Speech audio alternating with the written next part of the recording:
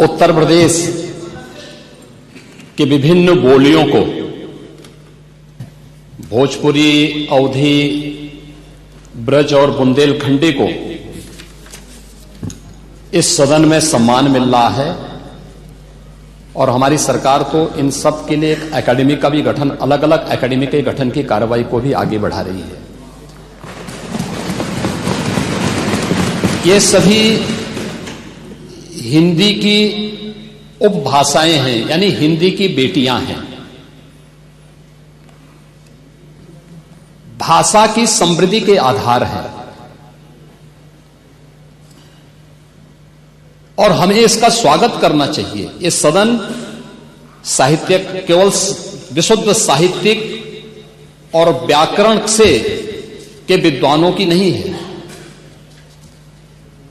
आम जन का प्रतिनिधित्व करने वाले माननीय सदस्य समाज के विभिन्न तबके से आए हैं। अंतिम पायदान पर बैठे हुए व्यक्ति की आवाज को भी इस सदन में मुखरता मिले। इसके लिए अगर किसी को हिंदी में वह धारा प्रवाह नहीं बोल सकता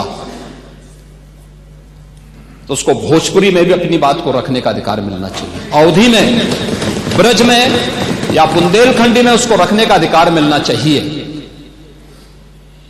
ये कौन सी बात हो गई कि भोजपुरी में ना बोले, अवधी में ना बोले, इसका विरोध अंग्रेजी का, बुंदेलखंडी में ना बोले और उर्दू की आप वकालत कर रहे हैं। ये बड़ी विचित्र बात है।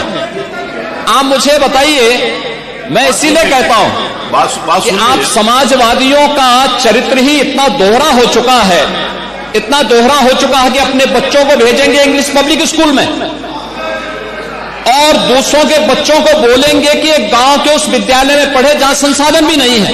ये दोहरा आचरण और जाकी रही भावना जैसी प्रभु मूर्ति देखी तिन तैसी, यह तो आचरण आप लोगों का है। इसीलिए आपने कल भी भोजपुरी का विरोध किया, अवधी का विरोध किया, बुंदेलखंडी का विरोध किया और आप लोग अपने दैनिक जागरण में, दैनिक जीवन में इस प्रकार के आचरण के आदी हो चुके हैं। और इसलिए अध्यक्ष जी, इसका अभिनंदन हम लोग करते हैं और इन बोलियों को सम्मान मिलना चाहिए। इनके संरक्षण के लिए ही हमारी सरकार भोजपुरी एकेडमी का गठन कर रही है, अवधी एकेडमी का गठन कर रही है संत तुलसीदास जी के नाम पर। इसी के आधार पर ब्रज भाषा इतनी समृद्ध भाषा है। सूरदास जी ने अपनी सभी रचनाएं उसी भाषा में दी हैं। संत तुलसीदास जी ने अपनी कालजयी रचना रामचरितमानस, जो इस सदन में ही नहीं, उत्तर भारत के अंदर और भारत से प्रवासी हुए जितने भी ऐसे लोग हैं जो मॉरिशस में या दुनिया के फिजी में या दुनिया के किसी देश में गए, उनके संकट काल में रामचरितमानस ही तुलसीदास जी का अवधी भाषा में रचा गया रामचरितमानस ही उनका सहारा बना था। और आज जब उसको सम्मान मिल रहा है तो आप उसका विरोध कर रहे हैं। बड़ी विचित्र सी स्थिति है। आप हर अच्छे कार्य का समाज, आज के यही ढोंग है आप लोगों का, यही ढोंग है। हर अच्छे कार्य का आप विरोध करेंगे, हर अच्छे कार्य का आप विरोध करेंगे। हर अच्छा कार्य जो प्रदेश के हित में है, देश के हित में है, आप उसका विरोध करेंगे।